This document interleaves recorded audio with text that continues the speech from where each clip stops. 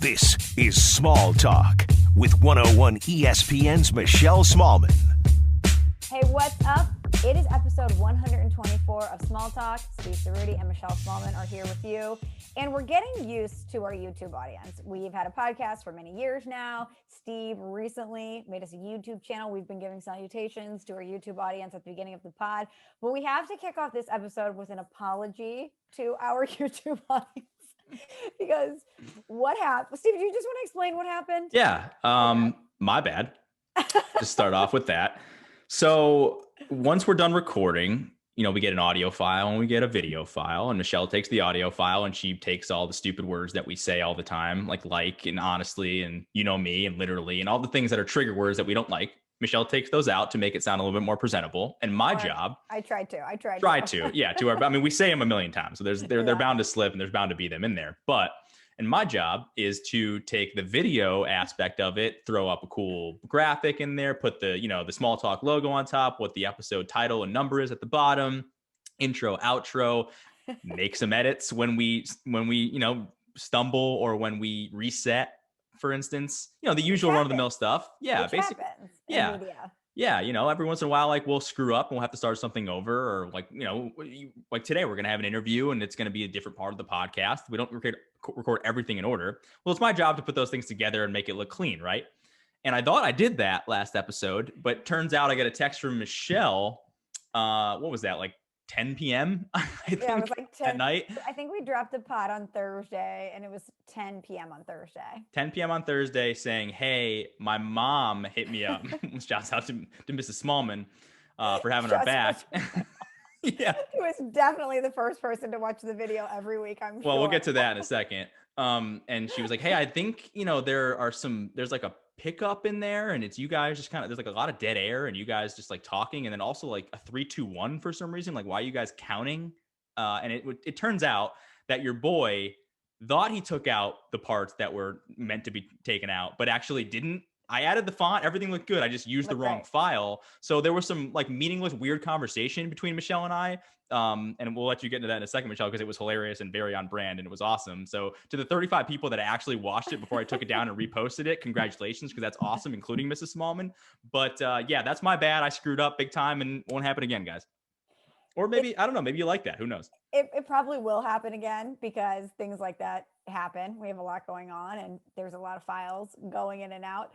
But the funniest part about this is sometimes in the middle of the podcast, Steve and I will pause and we'll say, okay, how do we want to end this? Or, this or that. And then we get in a conversation and there's certain things that might be said that we don't necessarily want to hit the air. Usually not. Yep. Usually not.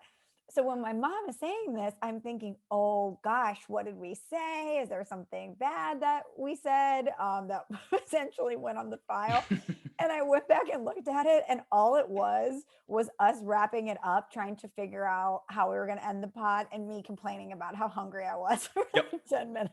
Which honestly, some would say that was the best part of the podcast, and I took it out. So unfortunately, some of the best stuff is off the air.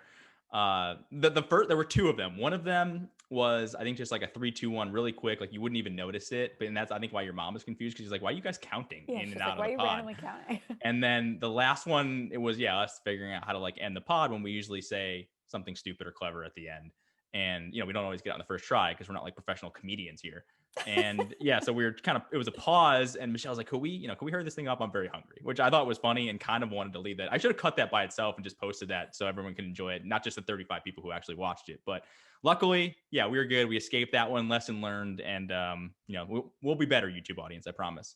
But we won't. Basically the same drill every week. We tape this at night and we usually tape for about an hour. And by the end, I'm like, we need to wrap this up because I'm starving. That's what it was too. Yeah. Hungry all the time. You were like, we're at 45 minutes where people are like, why does that matter? Who cares? Yeah. I don't know. Anyway. I'm like, because we need to wrap it up. Your girl's got to eat. All right. I'm Italian. I'm a girl that eats. I'm sorry. And we were just trying to let people inside the curtain, or behind the curtain, as they say, get people into like what the inner workings of Small Talk is actually about. So I don't know, blew up in our face, but what's funny too? It's actually not funny, but do you know what I haven't actually told you, this is the first time I told you. I was like very stressed out that night too, because, and I told you I was driving back from something and I would do it when I got home. Yeah. And I said, don't worry about it. I don't think it's that big of a deal. Just get to it when you can. My stupid dog one of my stupid dogs, but my really stupid dog. And I say that in a loving way because he's the cutest thing ever. He's a dachshund. He's like a mix. He's just dumb, and I love him. He's so cute, but he just is a bad dog. He's a poorly behaved dog, for being honest. Mhm. When I went to Whole Foods to get some dinner while I was gone, he decided to eat an entire dark chocolate bar, an entire one, which Did is he get so sick? which is very bad. So my night included basically trying to feed him things that would make him throw up. That didn't happen. So we had to go to the emergency vet, take him there. He gets drugged up, pukes up all the chocolate. The funniest part is like, it's funny looking back at it now, but he was so drugged up on the car ride home. I've never seen a dog. He was high as shit. And it was so funny to see your dog high. I don't know why you would ever make that happen, but if you ever do, it's very, very funny. He's very like on edge, and he likes to bark a lot, and he was completely subdued. His eyes were like kind of rolled back, and he was just sort of out of it, sitting in the front seat next to me. And it ended up being really funny, but it started off as kind of scary. But yes, my dog climbed up on our table, ate an entire chocolate bar, and I got home and I was like, dude, what the hell? Like, I'm just trying to have a chill night here, and you got to go and do this and eat a chocolate bar. Good times. Well, I'm glad he's feeling better and that he's okay. And I do know what it's like to get your dog high, because I have to get my dog high every 6 weeks when he goes to get groomed, because my dog is so poorly behaved that he has to essentially get knocked out and muzzled to get groomed. It's the smaller dogs. They're feisty. Like the smaller dogs, like when we're taping, like we'll hear, he'll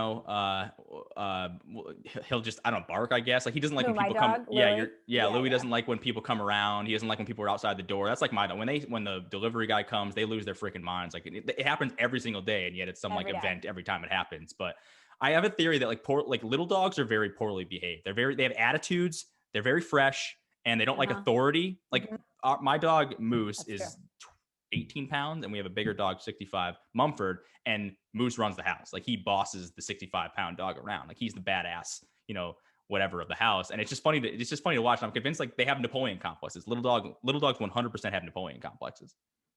I took my dog to training when he was a puppy, and normally they give the certificate and the dog graduates and everything's great. You know how you have to walk across the room and you tell your dog to heel and then it walks next to you? Mm-hmm. Would not heel, was just such a shit disturber the entire time. And the owners said, hey, we're going to pass him, but he should not be passed, but we're passing him because we don't want him to come back. He's not a good dog. Like we cannot train him. And I thought, okay, yeah, I'll get him the collar that kind of comes in. We'll get him straightened out. It's been 10 years. He's not been straightened out ever. He's just an ass. I don't know how else to describe it. He's just not a good dog. He's an angel when he wants to be, but a devil a lot of the time. We call him a Sour Patch Kid. He is like, he's a dick sometimes, and he's the worst. But then he'll like snuggle, and he's like laying, and he's a sausage dog. So he looks hilarious no matter what he does. And it's like, how do I hate this? How am I mad at this dog? And that's the problem. I guess that's the conundrum with dogs. But no, little dogs they're weird. This is my first sort of endeavor into little dogs, and it's unlike anything I've ever seen. So he's totally fine. He loves chocolate, which is highly toxic for dogs. And we survived. Okay, I want to circle back to the accidental upload, because you talked about how stressed you were. And yes, you were definitely stressed because of your dog, but also there's a panic that arises when you make a bad edit, or maybe you send an email or a text that you're not supposed to, where in that moment you think, oh shit, I just did something really bad that I probably can't take back. Have you ever done that? Have you ever accidentally sent out an email or sent out a text that you weren't supposed to? Yes. I remember this really well. And it's kind of like, I've never actually replied all, which I know some people, that's like the fear of everyone. I've never done that at work, which has happened a bunch of times. And everybody makes fun of that person. But mine was, so everyone's on group chats with their friends, right? And and then there are subgroup chats. Like there's a group of 5, then there's a group of 3, then there's like a one-on-one, because sometimes you have to have an individual conversation, maybe call a couple people out. That's what every friend group does it. If you aren't part of that circle, then you're probably the one who's people are talking shit about. But what happened was, I don't even remember what we were talking about. It was probably some annoying sports thing or whatever, because like my friends, like we battle with each other, like we argue and we disagree, but we love each other. It's fine. It is what it is. Like you go back to at the end of the day, we're all friends. But I remember right after like there was some sort of disagreement in the group chat, I meant to text my side, like a couple of the friends on the side, saying like, hey, how dumb is my friend? And I accidentally sent it to the entire group, calling him out by name. So being like, how stupid is this? And As soon as I hit send, I remember in the other side group chat with less people, they all just started immediately laughing, immediately being like, how do we possibly actually, they didn't really care. They were like, let's just see this thing play out. This is hilarious. This is like basically live theater. I don't remember what the exact incident was about, but I remember backpedaling so hard to be like, oh man, I'm just joking. Like, of course, like, you know this. And I don't even know to this day if he bought it. But I was so panicked at that point. I'm like, did I just end a friendship right here? Because this is 100% what could have happened. I might have just ended a friendship by calling him out directly in our group chat. I think he laughed it off and we ended up not really talking about it again. So maybe he's still pissed about it to this day. I just don't know. But I was so scared. I was so like, you get that nervous chill and you just know you're helpless. Like, there's nothing you can do in that situation. But I don't know, it ended up being fine. What about you? It's happened to me, but it happened to me with someone who wasn't really a friend. To have it happen with someone that you want to have a relationship with is the worst. It's not about ragging on people too, because your friends rag on each other, but yeah, it was because it was so clearly not supposed to be sent to him, yeah. And I think he must have used context clues and just played it off like it was fine. But because I could be like, hey, you're an idiot in the group chat and it'd be fine. But if I say, hey, so-and-so is an idiot, calling him up by name, clearly like it shouldn't have been there, then you're like, oh man, now are all my friends talking shit behind my back, whatever, blah, blah, blah. I wouldn't wish things like that on my worst enemy, because it is the most helpless feeling you could have. So mine was interesting. There was this guy that I knew in college that had dated one of my girlfriends. They broke up, and it was a terrible breakup, very scandalous breakup.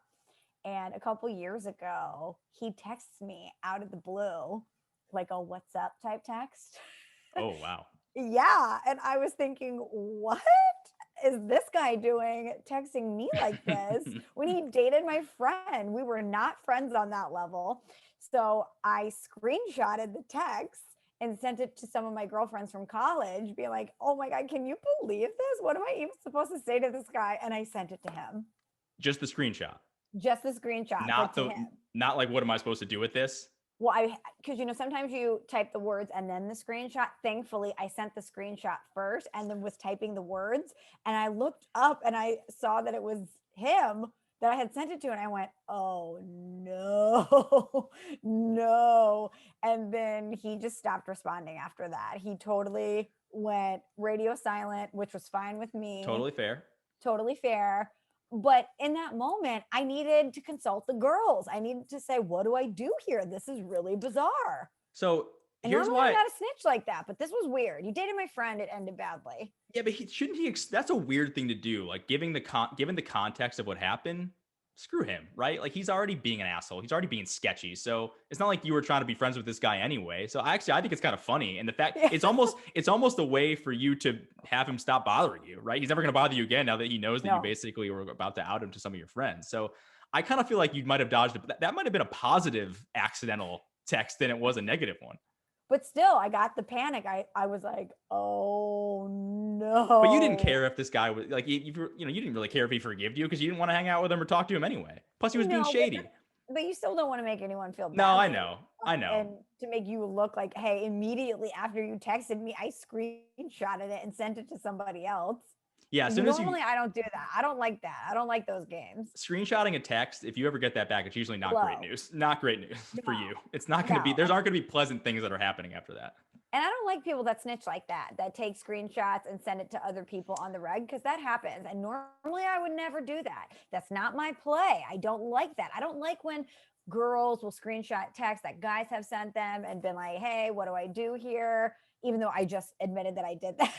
But this was a completely different scenario. But you know what I mean? Because I'm like, that poor guy sent that in a private moment and he was being vulnerable. And I just always feel badly sharing stuff like that. But in this moment, this was, hey, this is a guy we don't like. What am I supposed to do with this? That's pretend to be nice? And I was wondering if he and our other friend had maybe rekindled or started talking again and I didn't know about it. So that's why I had to kind of call the girls in and get the 411, if you will. I personally think your conscience should be clear here. Thank you. I don't think you have anything to worry about, because I think if he's the one being shady, then you had every right to be like, hey, what's up here? Like, well, we got to figure this out, because why else would he be hitting me up? I think you're totally within your right to do that. Now, did he need to know you were doing that? Maybe not, but I don't know, man. No harm, no foul. You'll be fine. Okay, good. If it was like a nice guy, say you went on a Tinder date, right? Or whatever, Pinned, Bumble, anything. and you like this guy, you genuinely care about him, but you're still unsure, and you sent a full screenshot with like a follow-up question being like, hey, should I think this is creepy? Like, say he like confides in you about something, and you screenshot the text, and the response is like, hey, is this a red flag, like we were talking about last week with make it or break it? Then I think you should feel really bad, because that's kind of like, oh man, like this guy's nice, he wasn't trying to do anything, and I kind of put him on blast, but the guy kind of seemed like a shithead, so whatever. Can you imagine if you were single, Steve, and you're No. chatting with a girl and you say something to her? Let's say it's flirty. Let's say it's a little saucy. You take a risk. You Yeah. take a risk. It's risky. Yeah. And you're feeling good about it. You're like, yeah, she's responding to this. We're getting somewhere. And then all of a sudden, the screenshot comes back to you. Think about how you would feel on the receiving end of that. There's no coming back from that. I don't think you can talk to each other anymore. Because you know the deal. You know she was basically putting you on blast to her friends. So what are you going to talk about the next time you guys go out? Hey, yeah, actually, my bad. I don't think I could personally get over that. That's a real big confidence hit, because so I know some guys are like Teflon. They don't, things just bounce off them. And like I know everybody knows that guy that he can get rejected a million times and he just keeps bouncing back. That, to me, at least for me personally, that's another level. And I'd be like, not gonna, like, it's a bridge too far. We can't do this. But you're not getting rejected. If anything, she's sending it to her friends to consult because she likes you. Yeah, I don't know. I would want to know, would it be out of the question, or would it be ridiculous for me to ask what the context was? I would want to know. Be like, yeah, okay, you sent this text. Like, what did you say to your friends? She's never going to tell the truth. Then the trust isn't there. We can have a relationship. Sorry. The betrayal. Not trying to Dr. Phil this bad boy, but I mean, listen, the trust was broken real early there. If this is make it or break it, it's a break it. Yeah, if I really liked her though, that's a really good one actually. If I really liked her, I don't know. Maybe I would try to make it work, but I would just always feel like she was texting her friends behind my back about stuff that I did, and it would make me uncomfortable. Like, I don't need you judging. I don't need your friend. I don't need Cindy judging me on the side. Like, come on. Like, we're trying to figure this out ourselves. We're adults. Like, we don't need that happening. Cindy's got her own shit. Yeah, like she's a gossip queen anyway, and she can't hold a boyfriend anyway. So get her out of here. The best thing I've ever heard at a comedy show was one time I went on a date. A guy took me to see Kevin Hart live, and he was so funny. And he's like, how many people are here on a date? And like everybody was raising their hands. And he's like, how many people are here on a double date? And a bunch of people raise their hands. And he's like, okay, I want you to lean forward and look at your friend's significant other. So if, let's say I was there with a date and you and Maddie were there. So I would lean forward. Well, you guys are both my friends, but you would lean forward and look at my boyfriend, right? And he goes, I just want you to look at that person and know that anything you tell your friend, they hear about it. They know your deepest, darkest secrets. You think you're telling your friend in confidence? No, she's passing it on to her spouse. This is what happens. And he goes, for instance, my wife's on the phone with her friend and she's like, no, girl, I won't tell anybody. I will never tell anybody. She hangs up and she's like, Tiffany has HPV. He's like, I don't care that Tiffany has HPV. And she's like, but you will not believe how this went down.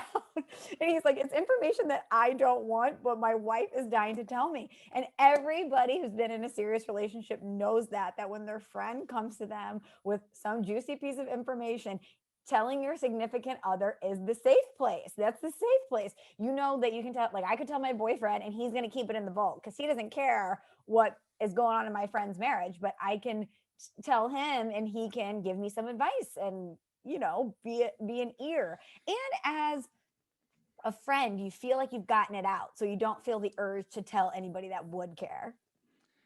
Do you ever stop? Like, at what point in the relationship do you stop sharing things with your significant other, with your friends? Is it when you know that person could actually be the one? Like, I don't know. Or is it constantly a question? I mean, I like to think Maddie's not sharing some of the weird stuff that I do behind the scenes with some of her friends now, but I don't know. I mean, maybe she is. I hope she's not. Lily's not with Is she texting you and being like, Steve did this? Like, what a freaking weirdo. What should I do? Imagine me getting a screenshot from Maddie that was supposed to be to you. Like, what's going on here, guys? That'd be really funny. No, she's not. When does that stop though? Like, would you? I think it's when you get engaged or married, because once you are going to live with someone or take their name, you're becoming one. So their annoying things are now your annoying things. And also I have learned as my friends get older and they get married and now they're having kids, that when you're younger and you say, my boyfriend did this and he is so annoying. Your friends are like, he sucks. He sucks. And they can be more open with their feelings about your significant other at the time, knowing that it probably won't work out. Now, if you're dumping all this stuff on your friends about your husband or your live-in boyfriend or your fiance, and they're like, he sucks. When it blows over with you two, you don't forget that your friend said he sucked. And then you're with your significant other. It's just harder when you know that they're going to say things that you don't want to hear, and you're always going to stay with the other person. Do you have any juicy information from your friends' current husbands who, when they first started dating, things were revealed, like things started happening, be like, oh, so-and-so is a whatever, so-and-so is a LARPer, for example, or something weird, and they ended up getting married. So you actually know these weird things about some of the people that your friends have been dating and now married to for a long time, because that's funny too. I have some stories from significant others that they definitely don't know I know for sure. And I wouldn't even want them to know that I know, because then it'd be super weird. We'd never be able to look at each other again. No, I have some girlfriends who, when we were younger, after many cocktails, had revealed some things, and we were like, oh, what? And now they're married with kids. So, and that just goes into a vault and it never gets opened again. We will never, it's that which we will never speak of is what we call that. When that friend is saying something about her husband, that some of us are on the side looking at each other like, there were signs. Yeah. We remember. There were signs. But everybody's got their shit though. Everybody has got their shit. That is when people talk to me about their relationships, I just sit there and I say, God gave you 2 ears and 1 mouth, because you need to listen twice as much as you talk.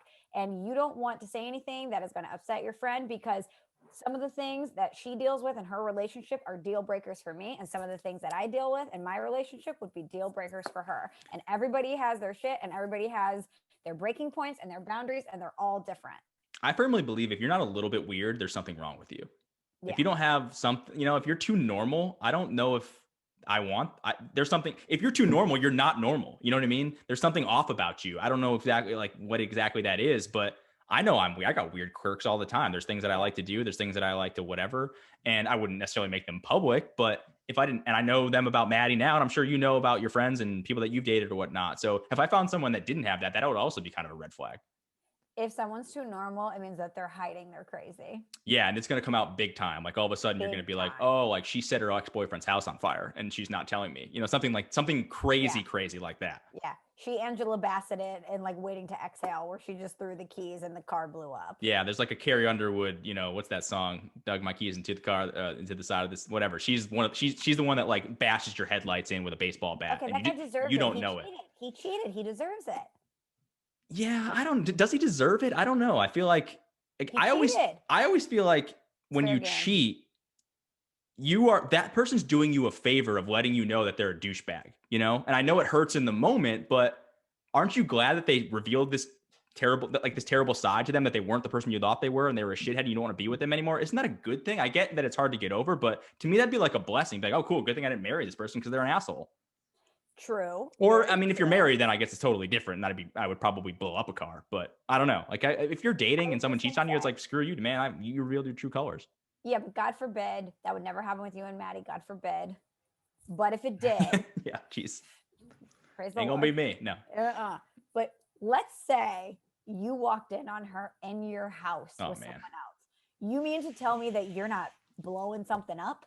You mean to tell me that hot Italian temper isn't going through the freaking roof? Because I promise you it will. If I cheated on my boyfriend, if he walked in and saw me with somebody else, I expect my clothes to get burned. I expect my car to get keyed. I expect all of those things to happen. And if in the immediate moment it doesn't happen, I know it's coming. I know he's plotting something and it's coming. I get what you're saying. I would be the kind of person in that situation to just ghost and never talk again. Well, you'd have to if you're getting divorced. Well, we would do through intermediaries. That would be it. That, you know what I mean? You talk to my lawyer, Oh my God, would I be the median because I'm friends with Yeah, I'll text you and be like, Michelle, tell Maddie that I said that, and you're gonna be like, stop. I can't be like the voice between the two of you here. No, I wouldn't burn stuff. I wouldn't set stuff on fire. I wouldn't even probably yell. I would just, all right. I'd be hurting. It would definitely suck, obviously, to be cheated on, especially to find out in that matter. But oh my God. Like, cool, you're dead to me. That's the Italian way, right? I mean, you know this. No, the Italian way is stuck in the probably, yeah, that's a good, although, yeah, I don't know. Yeah, that's a good, I know You a can go guy both who ways. came home from his lunch break and found Oh, his wife man. at their house in their bed, marital bed, Steve, in their marital bed with some other guy. House, the sacred place. Come on. The sacred place. You mean to tell me you came home, you think you're making a turkey sandwich on wheat, get a little Miracle Whip on there, you go to the bedroom to change your socks, and Well, there's your spouse with your neighbor Tim. I mean, let me come throw on. this out there. Is it any better if it's in the guest bedroom? Probably not, right? Or on the couch? No, Probably not. your house. What is wrong with you? Go to a seedy motel. Yeah, that's what. By the way, that's what motels are for, right? Nobody actually stays in motels anymore. They're just for hooking up. They're just for like prostitution and hookups. Who stays in a motel? That's what the whole funny thing about Schitt's Creek was. Is I don't know anyone that stays in a motel other than the creepy people and prostitutes, I guess. I don't know. Maybe people on a road trip if they need to pull over and stay somewhere for a night. Really? I don't know. know. Yeah, I don't know. I'm not a motel guy, not a motel expert. I'll be honest with you. Me either. Anyway, wow, we took a really weird, aggressive turn here. It always does. Let's get back on track. Oh, okay. So later in the pod, we are going to visit with our intern, John, because he has developed something very cool for the website. But we have a hard time naming things sometimes on this show. We want it to be kind of cheeky and interesting and fun, but have a tie-in. So we were trying to think of what to name it. We're going to reveal what it is later. You're going to get to it in a few minutes. But we were Googling things to try to come up with a name. And somehow I was Googling Shelley's and we were wondering about the spelling of Shelley's. So I typed in Michelle and I typed in the nicknames for Michelle. And all of a sudden the meaning of my name popped up. And so I texted Steve and I go, do you know what your name means? Because a lot of people, I think, might know their name story. They might know why their parents named them Steve or Michelle or Maddie or John, whatever it may be. But I don't think a lot of people know what their name means. And or I don't think a lot of parents look at the meaning of a name when they're naming a kid. Just whether or not it sounds cool or not. Yeah, if it has a personal tie or whatever. Because imagine if you named your kid something and then later in life you looked it up and it meant asshole or something. Yeah, imagine. And that's something that you didn't know. It's kind of like when people used to get, or I guess they still do, like get like a Chinese tattoo, right? And they don't know what that actually means. Like the tattoo artist could be putting anything on their body and be like, yeah, it means love and peace, and it could actually mean like fuck boy, and we wouldn't know that. So in the same way, like I don't know what my name could mean, like I don't know, town fool or like idiot, and my parents would be like, Steven, I don't know, I just like the sound of it. It sounded like a good name. I would never look up the origin, although now I probably will. I just looked this up because I wanted to make sure I got it right. Britney Spears had a Chinese symbol on her hip. Remember that back in the day? Oh, yeah. She thought that it meant mysterious, but it means strange. Well, I mean, that's that was an indicator of where her life went. Then it was 100% a correct tattoo to get. Oh my God. And remember Ariana Grande's meant like baby grill or something? Hang on.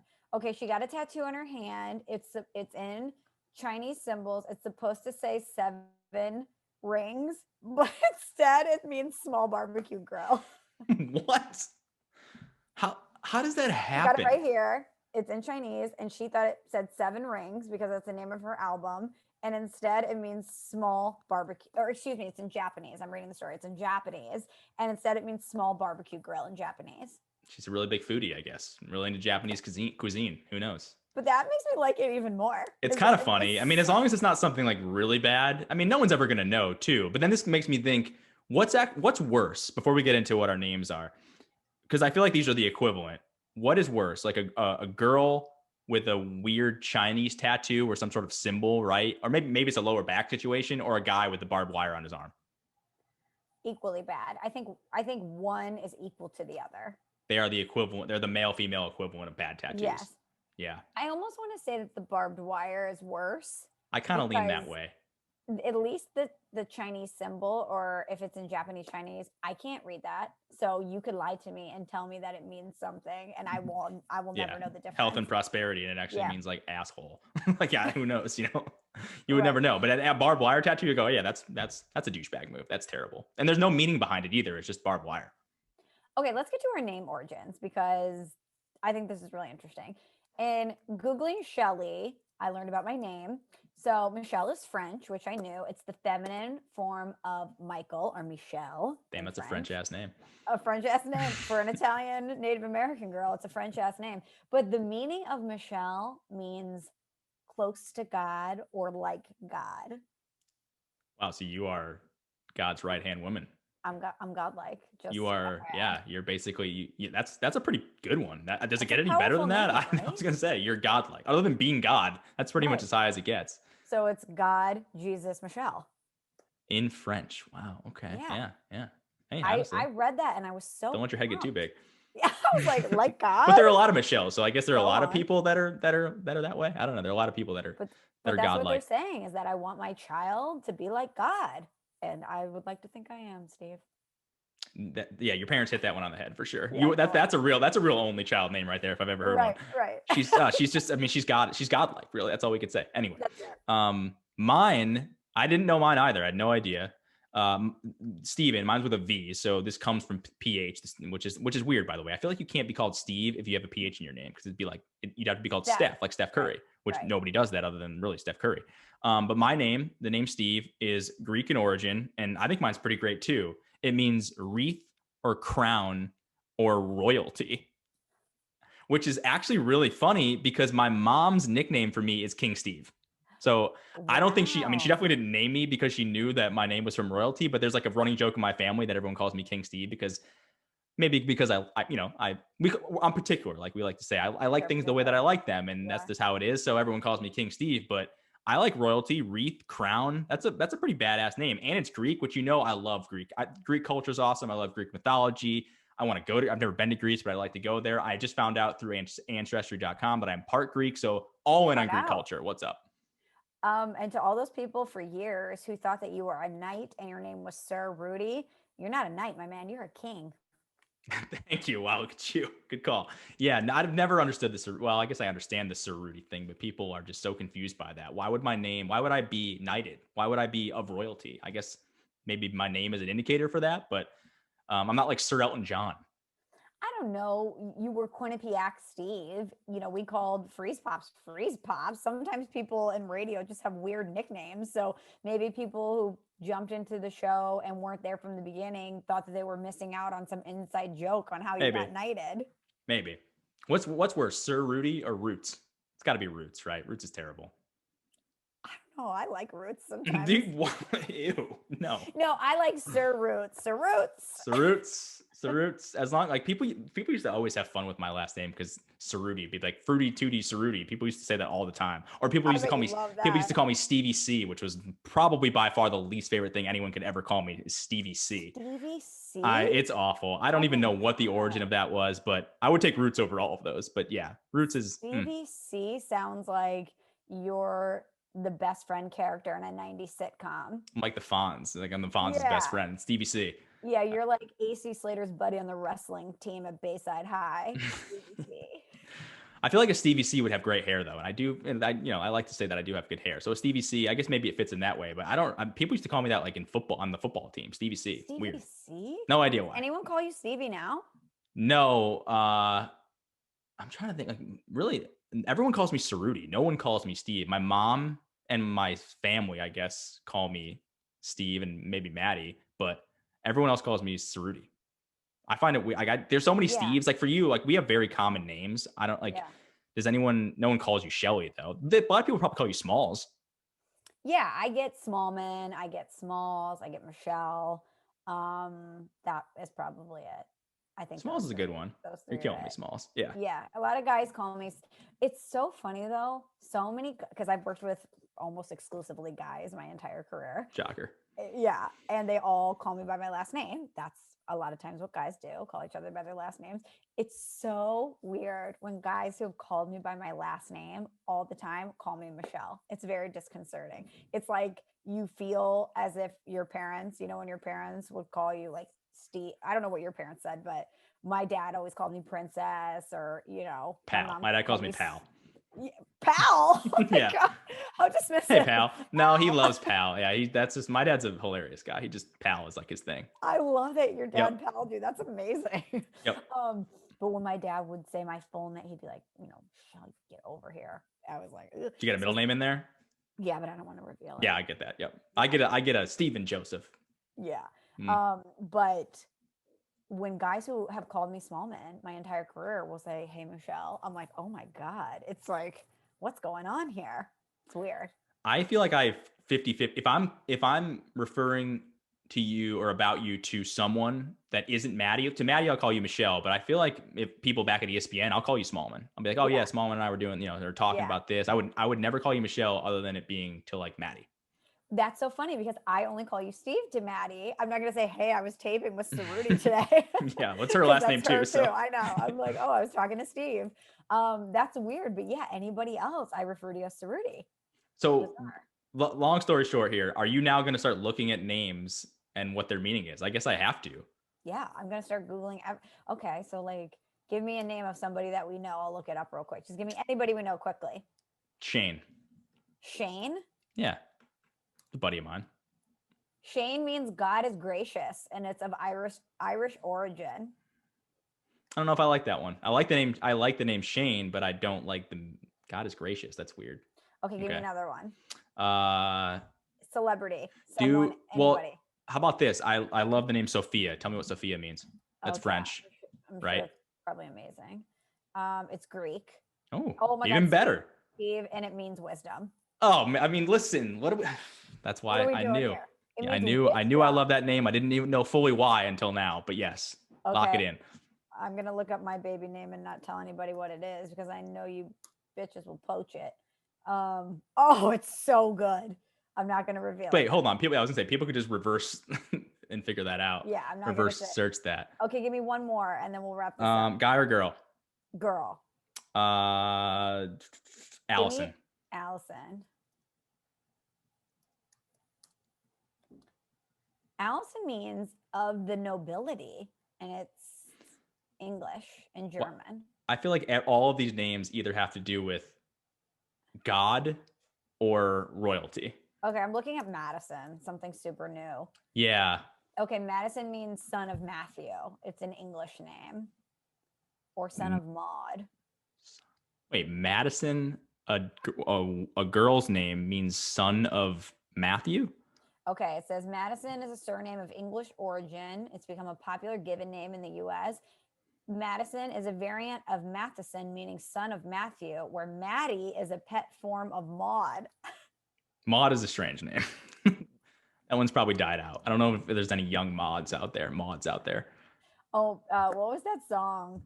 And then there was Maud, or was that song that our friend Marvin Prince used to always play for Dickerson and Hood on ESPN Radio and the ESPN app? Hell no. Google it. There's a song about Maud. It was from some 70s sitcom. Hit us up, Marv. We'll tell it on the next pod. Quick aside here too. I'm also fascinated by last names and how I don't even know when this was, but when people just started calling them like their last name was basically what your occupation was. So if you were like a Mason, your last name would be Mason. If you were a blacksmith, like your last name is Blacksmith, and that's how that's so. When did that happen too? All of a sudden people are like, hey, I have one name, but I want a last name and I'll just call myself, I don't know. What else is there? I wonder what Smith, like Smith would probably be Blacksmith too. That's probably why everyone has Smith last name because everyone was blacksmiths back in like the medieval times. But that's fascinating to me too, like the origin of last names. And like every name in like Icelandic ends with son because it's just whoever's son is that, your Sigurdsson or your Michelson. And that's just how the heritage unfolds. Pretty fascinating. Okay, now that we're here, I have another question for you. Fire away. When do you become Mr. Cerruti? Like right now, you are a Cerruti. Yeah, I hate it. You're a married man. Someone said to me the other day, I was doing something, with a young person, giving them advice on the industry, and they called me Miss Smallman, and I was like, I feel like so old. When do you become Mr. Cerruti? Is it? I feel like when I'm a dad. I think it's when you have kids and your kids are old enough to have friends come over and play, and then they say, "Hey, this is my dad," and you say, "I'm Mr. Cerruti." Oh, that's so weird. I feel so far away from that happening and being that guy, even though I know that I feel like that just happened. That must happen overnight. But my friends have kids and all of a sudden they're Mr. Kennedy or, Mr. So-and-so. It's easier when you're a teacher, I guess, because that's how it happens. But for people like you and I that don't have that, like I remember the first time I was sirred was I was shopping somewhere and like some, young teenager, and I was probably in my mid-20s. I went to buy something and I, go up to the shopping counter to the counter to pay. And they're like, hey, would you like a receipt with this, sir? And I was like, I'm sorry, sir. Like, what are you? I'm wearing like a back. Like I was probably wearing like sweatpants, a hoodie, and a backwards hat. I'm a sir all of a sudden. Is it because I have a beard now? What is happening? And it was like a real identity crisis for me because I'm like, I'm still in my like mid 20s. I'm not a sir. Okay, well, growing up in the Midwest and the South, you get sir and ma'am a lot. People are, well, at least when I was growing up, people were very polite. So maybe Yes, ma'am. It was a transplant and they were just sirring you to Maybe. be polite. I didn't like it. I felt old at that moment. That was like the first time I remember feeling old. Now I feel old when I like listen to music or I don't know, whatever. Go on TikTok. Okay. Let's do a quick shout out corner because we haven't done it in a while. Let's do a shout out corner. But speaking of feeling old, first thing on the docket, we have got to shout out Nickelodeon for their NFL broadcast of the Saints-Bears game. It was so innovative. It was so smart. It's such a great way to get this next generation of sports fans involved in watching a game and an exciting and, it's a new thing for them. It's really cool. But in watching it and watching the highlights, I'm like, I'm 100 years old. I am so freaking old now. You know why? I was reading this. I actually think our friend Jen Lotta tweeted this. One of the announcers on the broadcast, the Nickelodeon broadcast, she had like 700 followers on Twitter and she had 500,000 followers on TikTok. I had no idea who she was. That goes to show you how little the younger people give a shit about Twitter. And honestly, good for them because Twitter sucks. Twitter sucks. But I don't know about TikTok. I'm not on TikTok, so I don't know if TikTok's any better. I've dipped my toe in. There's some stuff. I've dipped my toe in. So one of my cousins is like kind of big-ish on TikTok. He does like videos and he's older than me, but he's like a comedian. So he does videos like that. But there's this one that I really like of this guy who basically mixes paint and he guesses like what the paint color is based on like the initial sort of like what they put in. And it's kind of fun to watch. It's just like stupid, mindless stuff. But again, it's the same thing as Vine. It's exactly what Vine was, but people are a little bit more creative. So I'm actually not out on TikTok at this moment. I'm not going to start creating content anytime soon, but TikTok, it's okay in my book. It took us this long to get on YouTube. I don't know how long. No, we're not. We're not getting on TikTok. We're too old. Seriously. I don't even know what I would put on TikTok. What's that? I'm not doing the dance. I thought for a long time it was just the dance. So did I, and that's why I hated it. But it's actually not. There's a lot of cool, funny stuff on there. And I don't really know how to find it. I don't know how to navigate it. I have a profile. It's very anonymous. So I search things and maybe it curates it for you. But I haven't really searched enough things for it to really know what I like. But I initially thought it was just the two girls from Connecticut who are sisters that, do the weird dances and that's it. It's way more than that. I was wrong. We're wrong. It's cooler. Interesting. Well, but we do want to shout out Nickelodeon. Did you watch the game or see any of the stuff that they were doing? Because I didn't. They had the slime cannons in the end zone. Sean Payton was getting slimed afterwards. I thought Nate Burleson did such a good job explaining the game to kids. I love that they made SpongeBob and the upright between the uprights and the goalposts. It was so creative. And I just think if I had a kid and I wanted them to love a certain sport the way that I did, what a better thing to do than to put it on the network that they watch and tailor it to them. And you know what I thought, Steve? Major League Baseball could use. They need the youth, so that is true. I don't know if Nickelodeon can fix baseball, but that's like a segment from 4 years ago. Is that what I should leave my radio show with tomorrow? Can Nickelodeon save baseball? Can Nickelodeon and TikTok save baseball? I actually saw somebody float that out there, be like baseball, at MLB, like pay attention, like that would. I don't think. Listen, the NFL is huge. Kids like football anyway. It was like a fun way to. I didn't watch the live stuff, but I saw like clips of it on Twitter, and it was fun. It was entertaining. Like I don't know do you think that'll actually help? Do you think more kids are now going to be like, I'm into the NFL? Because they also voted Mitchell Trubisky as the MVP of the game. Which if anyone watched that game, I mean, God, that was a terrible decision. You saw why they did that, though, right? No, I don't. And PFT, the Barstool people were campaigning for that. So of course. All the schoolies voted on Nickelodeon. Okay. It all makes sense now. We're like, we love Mitch. I think the stoolies got up in there. Because when I think of part of my take, I think of for the kids. Yeah, for the kids, definitely. But it is for the kids. All the fratty young kids are into it, so it is for the kids. Not the kids watching Nickelodeon, but it's a different demo. We do love those guys. That is pretty. We love those guys. Yeah, they're so creative and funny. But I saw them. They had Mitch for MVP trending, and then I saw him won it, and I thought, wow, the power of Barstool that they could get Mitchell Trubisky to trump all the Nickelodeon kids in the vote. Yeah, that's not. It's not what you want to see. Like imagine if you're trying to get your kid into the NFL and you're like, hey, let's show Mitchell Trubisky. That's about the worst person you could possibly show. I mean, I'd rather watch Taylor, your boy from Cacaw Nation. What is it, Heineke? Oh, Taylor Heineke. Hello. Yeah. the Battlehawks backup quarterback going out there balling out, which just tells you, Steve, how well put together that Battlehawks team was. We had talent like that right in the bench. Shout out to the Lou. Shout out Great to scouting department. Caw. Oh, I can't wait for the Battlehawks to come back. Hey, at The Rock, when are we getting some news on the XFL? I know you said 2022. I'm going to go ahead and assume it's pushed back another year because that's what everything is doing now, is getting pushed back another year. But we need the Battlehawks back in St. Louis. I miss that team. I didn't watch them for a handful of games, but I miss them. I didn't watch a second of XFL action, but people loved it. Loved it. No, 1 second? I just, not for me. You didn't even not for me. Support your girl. Here I am on the field doing the interview. You can't even support. But I wouldn't. Well, yeah, you're right. You're calling me out, right? That's I'm a bad friend. I'll own that. I will own that. I don't know. I didn't expect you to watch it. Don't you worry. I didn't expect many people outside of St. Louis to care about the Battlehawks. But people did. I mean, if you look on like the Twitter timeline or whatever, people were all about it. People loved the XFL, and that the Twitter feed itself was funny, and they were creative and pushing the envelope a little bit. I don't know. It just wasn't. I don't want to watch minor league football. I don't know. There are other things that I'm interested in. Did you not see Taylor Heineke, Steve? Yeah, but I watched him in the NFL. I'm sorry. I'm sorry. Quarterback is backup for the Chiefs. I mean, if God forbid Patrick Mahomes gets injured, watch out. You got an XFL guy coming in. Yeah, I don't know. Maybe Nickelodeon should start playing the XFL. There you go. The official rights holder of the XFL, Nickelodeon. There you go. That's actually a really good idea. It's free advice for you. There you go. The Rock, take that. There you go. At The Rock. No compensation needed. Just remember I did this. But watching the highlights from Nickelodeon really brought me back because I was such a Nick kid. I loved Nickelodeon back in the day. Snick, remember Snick? Mm-hmm. Your entire weekend would revolve around, okay, when can we pop the popcorn and watch Snick? Or get a Papa John's delivery. And watch Papa John's, yep. Domino's in this neck of the woods, but yes. There Papa John's? We had Papa John's, but it's not a thing here. We had it was Pizza Hut, Domino. Mostly Pizza Hut, actually. Wow. Yeah. Ours was definitely Papa John's, and it was who is going to get a hold of the garlic sauce first.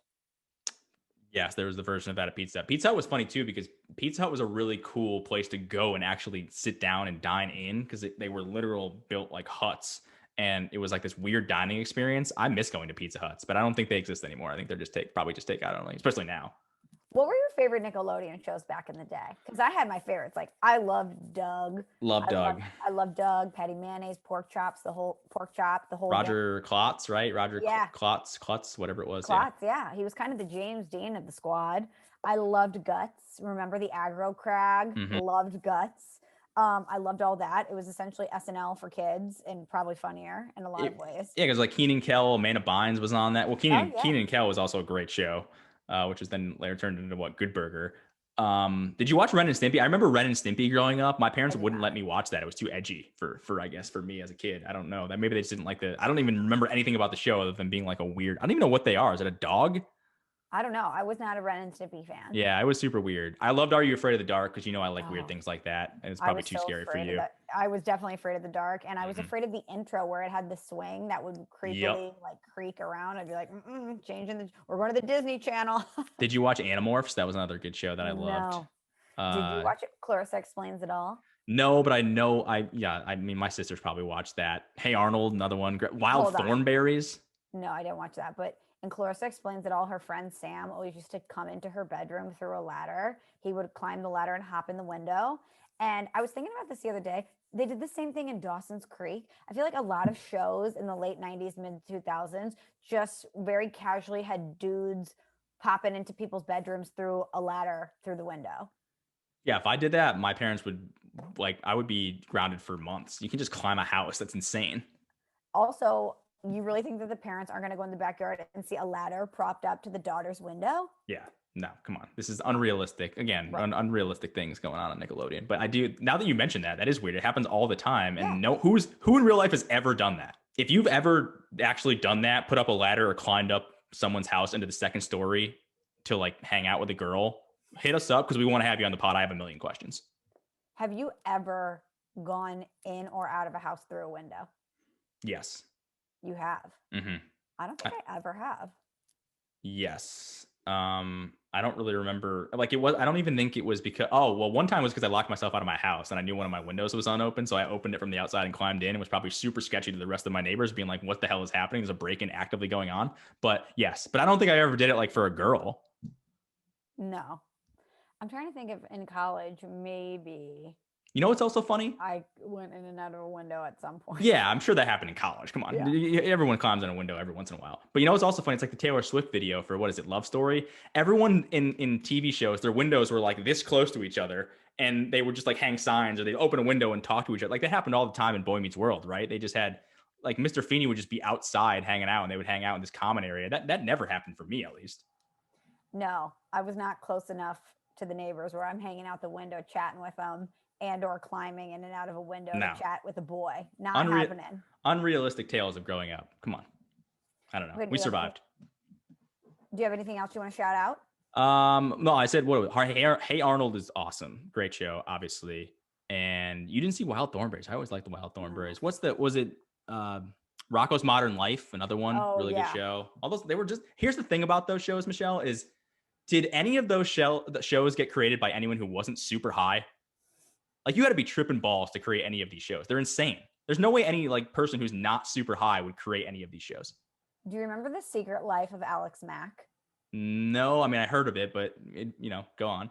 So it was about this girl who would turn into a blob. Remember Flubber, that Robin Williams movie Flubber? She would essentially turn into Flubber, and she could move about the room. She would slide under doorways and get into tiny crevices and stuff to sneak on people and find out information. I can imagine a couple people getting super baked and being like, why don't we make her turn into slime?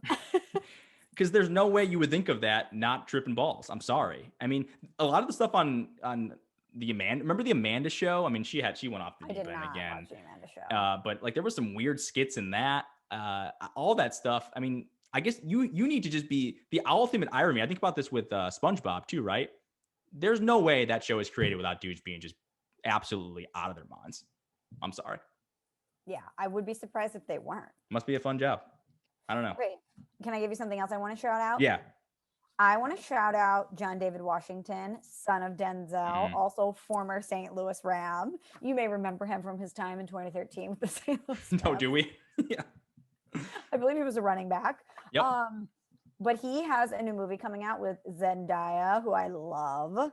And it's called Malcolm and Marie. I shared the trailer to my Instagram story, and it looks phenomenal. The cinematography looks amazing. It's kind of a tortured love story, and the soundtrack looks really good. I just think it's going to be so great. And I love him as an actor. And when he came through Bristol, he was super nice and borrowed my headphones. So I just wanted to shout out John David Washington. Oh, I don't know he came through Bristol. Interesting. He was also in Tenet. I was on George and Izzy, so I wasn't with you yet. I've never seen Tenet, so he was the lead in Tenet. Did not know I didn't know he was Denzel's son. Didn't know he played in the NFL, but I'm a huge Christopher Nolan fan, as everyone knows. And yeah, he was the lead in Tenet. He was really good. Didn't know anything about him. Yeah, he was a running back for the Rams. Actually, I said 2013. It was 2006, I think. A little different. Okay. That's pretty wild, though. Good range. He's a football player turned actor. Like, shouts out to him. Seriously, in Shadow Corner. I'll, of course, never forget it because Denzel came to a game, and it was the biggest deal ever. It was like, oh, my God, Denzel is at the game. That is dope. Well, I mean, Michael Jordan's son played at Illinois, and so that was always that's right. Michael Jordan, when you were there? Yeah, Jeffrey Jordan, I think. Yeah. Yeah, Michael Jordan would be in the stands, and I would be like, "Oh my God, Michael Jordan's in the stands." That was, I think it was Ray Allen's daughter went to Quinnipiac. I forget, and Ray Allen would just be at like random games. I think she played volleyball. That's what it was. Wow! So Ray Allen just hang out. What's up? I have one shout out. I just want to shout out Buffalo Chicken Pizza. I actually think when Buffalo Chicken Pizza is done right, and the Italians are gonna like come after me with pitchforks here, but when Buffalo Chicken Pizza is done right, I think it's the best pizza. I'm gonna whisper that. I'm sorry. I can't believe you just went there. I'm going to pull your Paisan card. That's insane. Yep. You just went there. I get it. Like my ancestors are going to be like rolling in their graves being like, what did we do? Doing the fingers here. What are you thinking, I'm Steve? sorry. Yeah, I'm sorry. I am who I am. What's the matter with you? I love what I love. Let me be me. But I think Buffalo Chicken Pizza, when done right, because we had it on Friday night, it is perfect. Breaded chicken, a little bit of buffalo sauce, some ranch on top. Oh, give me that over red sauce. I'm telling you, it's crazy. No. one of these days, Steve, when you eventually make it to St. Louis, my friend Joe just opened a pizzeria on the hill, which is the Italian part of St. Louis.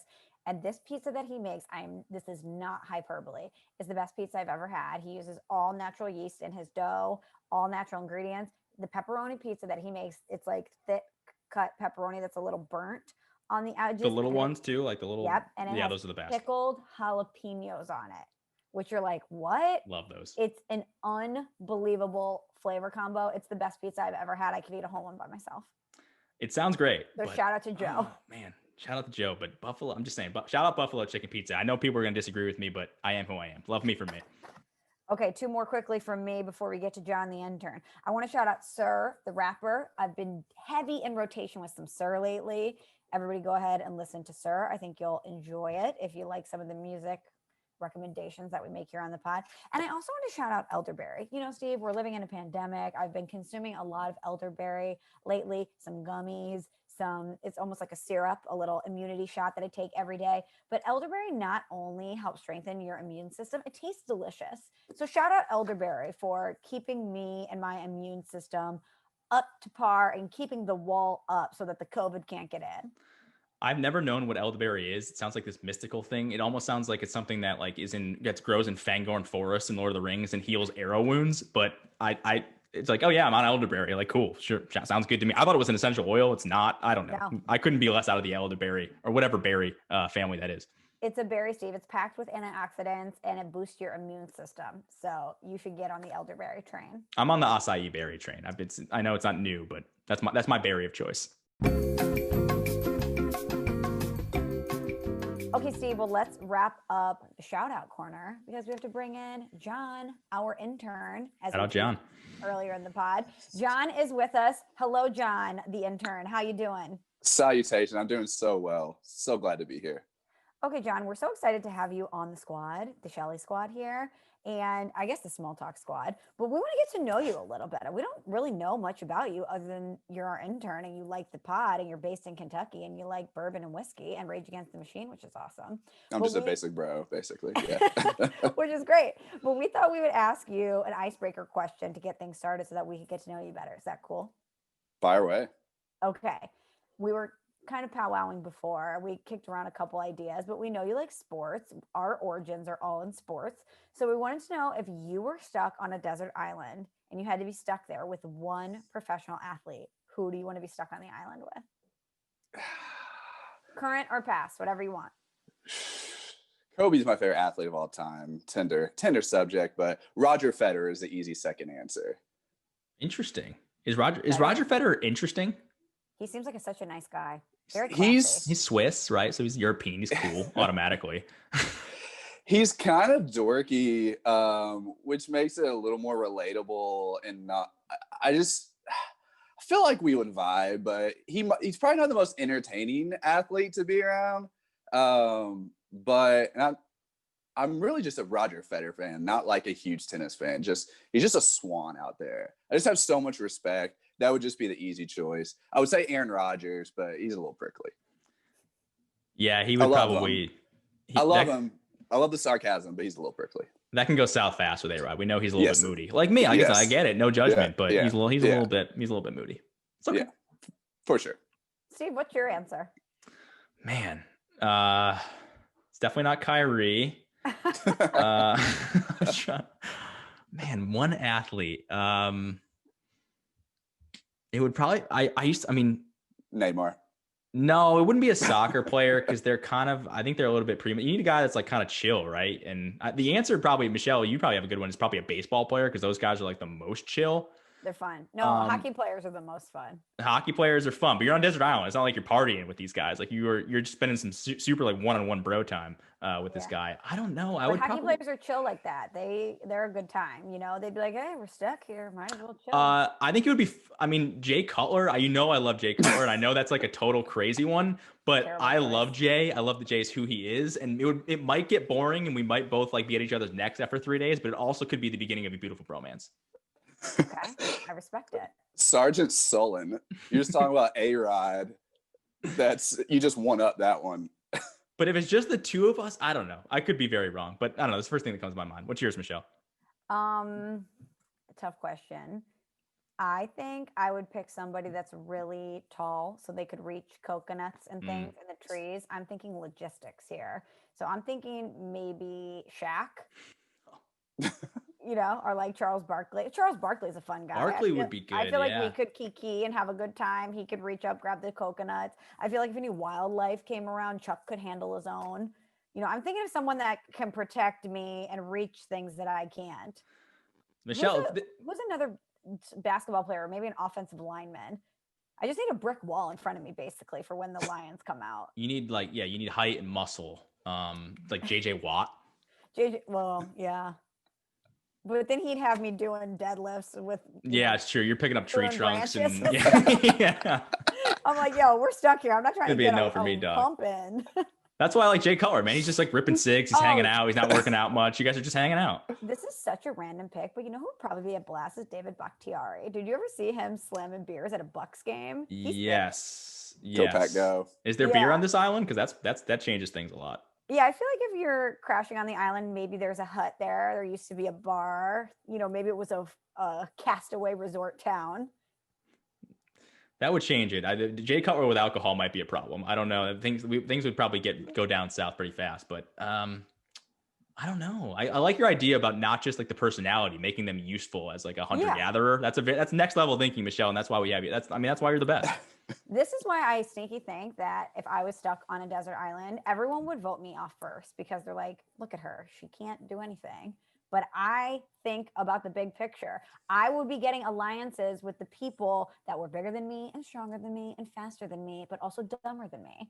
And I would be like, hey, why don't you grab the coconuts and then I'll carve them up and we'll have some coconut water. You know what I mean? You have to find people who have strengths that are your personal weaknesses. I'll say this, we had the debate about who would win in like a mile race, and I thought I would beat you, and I said anything above a mile you would beat me. You would 100% beat me in Survivor, no doubt about it. Why? Because I'm playing chess, you're playing checkers? Because you are just more cerebral about things like that. You're very I don't want to say you're cunning. You're cunning, but no, but I think you also you would play the game really well. Everyone would obviously like you. And then I'm not trying to say this, like what people I don't think would think you're a threat, but you really are a threat. They just don't know it until it's too late. Well, not minus like the crazy, you're not, Michelle's not crazy, but you would win a competition like that because you would just outsmart everyone else and everyone would like you. The sweet Midwestern girl that's like, I can't do anything. And then I'm sneaky being like, hey, Steve has nothing he can bring to the table. We got to get him off the island. Yeah, exactly. You are sneaky, like turning everyone on other people, and everyone like, you end up being last because everybody loves Michelle. So that would be what reality show you would thrive on could be a potential great topic in the future. We'll put that one in the, we'll put that in the hopper. Should we do that next week? Because all my friends are like, oh, we should do The Amazing Race. I'm like, we'd be terrible at The Amazing Race. Anyway. You're bad at directions. You wouldn't be good at I would get lost in 5 minutes. Anyway, we've done. Yeah, okay. Now I need to marinate on that because I wonder what show I would win. You know what I would not win is The Bachelor. I could never be on The Bachelor or Bachelorette. I'd be like, you guys are lame. I'm out of here. I'd quit. All right. We'll put this in the hopper. This is a future small talk conversation. Okay. Anyway. Okay. Back to John. See, John, we just derailed. This is why we need you to be the intern. We need you to not only help us with content, and you're a great writer, but we also tasked you with being the accountability czar because love that name, by the way. That was a great idea by you. Thank you.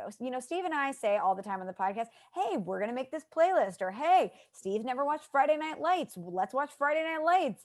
And then we never do it. We forget about these things because we're just having these offhanded conversations. So we have tasked you with a writing assignment and being the accountability czar. So if the platform is yours, if you can just explain to all the Shelleys what your intern duties are and what you've already accomplished. Well, as you just alluded to, accountability czar. How's your decadent dessert so far? Let's go ahead and check in on that one. Whoa. Okay, good one. Check Instagram. I haven't done it yet. I have been crowdsourcing, and I think I have landed on the first dessert. And I think I'm going to go with a pear grappa cake. Just really. I have no idea what that is. Sounds exotic. It's Italian. So I think I might just dig into the roots of a pear grappa cake. I went to the Italian deli the other day. I got some Amaro. I got some Fernet. I got some grappa. We're just really stocking the bar over here. So I think I might make that first. But thank you. Hold me. Yeah, absolutely. Cerruti, hydration. Let's check in on that one as well while we're at it. All right, here. Yes. Take a swig. Boom. Hydration king. I've been trying to keep up. I've been trying to drink water every morning, like a big thing of this every me morning. So I'm too. trying. Like a but normal human being. yeah, it actually used to scare me, the lack of water that I would drink throughout the course of days, and I get headaches, and it was pretty bad for my health. So I'm 2021 again, new year to me. I'm going to be much more hydrated. Boom. I'm glowing. Can't you tell? Yeah, you look great. You're looks radiating. great. Potentially the Zoom beautification filter, but Yep. yeah. So the blog, Shell Talk, half tomfoolery, half really, really important tidbits. That's been a blast so far. Okay, John, can you explain what the blog is to the Shelleys? Yeah, I wandered off the path there. The blog, Shell Talk, I guess the voice of the Shelleys, the voice of a generation. Is that a fair description? With great power comes great responsibility. I'm just saying, there's a lot that people are counting on you right now to represent the Shelley Nation. I've said this in the first post. It's going to be probably B to B plus content early on. I'm going to have to find my footing to where it's not just me just seeming extremely judgmental in a post and just kind of railing. I'd really hope to bring in the Shelleys in like a community aspect, but going to have to find the bearings, asking for patience, but super, super pumped to be on the path. So basically, after every episode, we post it on Apple Podcasts, we post it on YouTube, we post it now on our website, which is smalltalkpod.com, right, Steve? Mm-hmm. And John is going to post a blog, a little write-up of his thoughts, also denote some important times or important topics that we talk about. And we want to invite all the Shelleys to get in on the conversation with him. You can send him questions or comments, and we just want to make it a platform where all the Shelleys can get together and chat about what they liked or didn't like about the pod, express their opinions on perhaps Nickelodeon shows that they loved, whatever they want. So you can find that on the website after we post the pod every week. Hashtag Shell, yeah. I'm so excited, Steve. We're adding another thing to the Small Talk arsenal, if you will, a blog post every week from intern John. I'm pumped. We got audio, we got video, we got the written word. I mean, we're just conquering the world here, Michelle. That's all I have to say. We're trying to be as many places as people are. So hopefully people like it. We've conquered every possible medium there is, well, except for TikTok. Yeah, that's a bridge too far. We can't do that. At least I can't. Maybe we'll hire our next intern will be a TikTok star. How's that? If you're a teenager out there and you love this podcast and you're a TikTok savant, hit us up. Unlikely, but yes, hit us up. Okay, Steve, we didn't do this last week because we ran out of time. Let's get to a reveal. How about this one, which I love? Shelley swag gone wrong, 5 stars. Uh-oh. It says, I'm a day 0 Shelley. Okay. Listener since SVP and Rosillo. So before I even came along, he was a Cerruts fan. Back to the review. Cerruts. As such, once the Shelley swag was released, I immediately fired off the link to my mother, who had just asked me the day before for ideas of what I might like for Christmas. Unfortunately, by the time she went to buy it, all were sold out. That was predictable. What was not was my mother's solution. She found a different men's t-shirt with seashells on it, as I guess that's what she thought was important. Imagine my confusion on Christmas morning, LOL. The pod is A+ content. My felly, as in faux Shelley shirt, is not. That is fun. That might be the best review we've ever had. And that is such a mom Christmas thing. Cause you open the thing and you have to kind of pretend that it's an awesome gift for your mom. Cause she tried really hard, but she just missed. Yeah. It's a hard miss. So sure. Shout out to the moms out there for trying really hard around Christmas, because we know us as kids, like we don't always give the best things to be. I don't ever even really know what I want, but they're basically flying blind half the time trying to figure it out. So she put 2 and 2 together, figured you just really like shells, but that's the one thing about us, our t-shirt thing too, Michelle, is we definitely drastically underestimated the amount of people that wanted them. So I don't know, look out for that in the future. Maybe we'll give your mom a heads up on the next batch. We did small batch because we had to gauge the interest. When we say small, we mean small, and they sold out really fast, but we are going to try to do more in the future because we realized there was a demand for them. But shout out to the reviewer for wanting the shirt, but shout out to the mom who was like, oh, I'll just find another men's t-shirt with seashells on.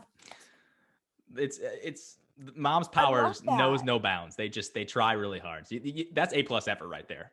Oh my God. I think that's the cutest thing I've ever heard in my life. And she was probably so excited. Like, look, I got you a shirt with seashells on. I want to see the picture of the shirt. I mean, what kind of, like, I imagine a dude wearing a seashell shirt's a little bit weird, but hey, maybe it's stylish. You never know.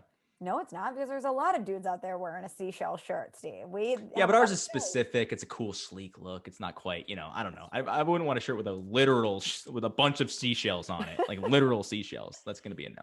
Maybe that's the next thing we do is shell necklaces. We bring back a puka. Oh my good. Like 12-year-old Steve would be pumped. Abercrombie and Fitch. Vacation at the Cape, feeling good about myself. Definitely some cargo shorts for sure. Nike Shocks. The whole look is there. Just the puka shell necklace is the only thing missing.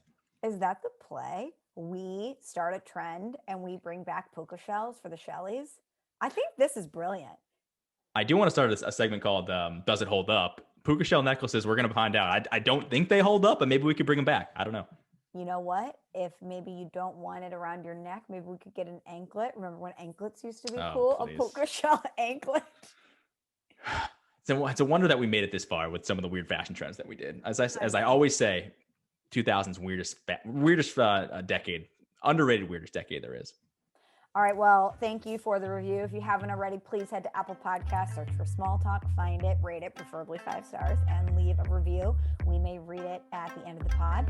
Steve and I will be back in action next week, but until then, keep it godlike. All hail King Steve. Thanks for listening to Small Talk. Subscribe on Apple Podcasts or the Podcast One app.